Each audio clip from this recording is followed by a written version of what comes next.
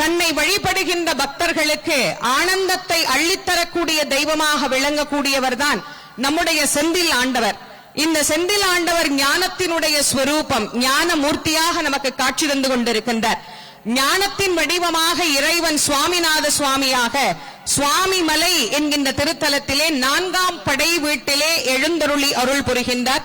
அந்த 4ஆம் படை வீட்டினுடைய திருப்புகழ் முருகப்பெருமானுக்கு பெண் ஓதுவார்களால் இப்போது விண்ணப்பம் செய்யப்படுகிறது.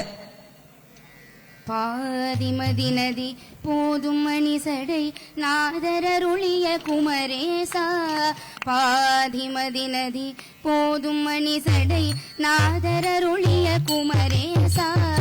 ஆது கனிமொழி மாது குரமகள் பாதம் வருடைய மணவாளா.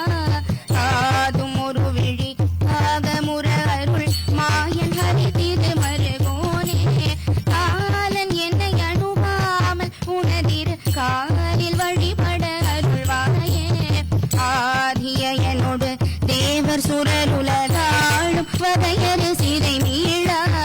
ஆடும் மயிலினில் ஏறி அமரர்கள் சூழவலம் வரும் இளையோனே.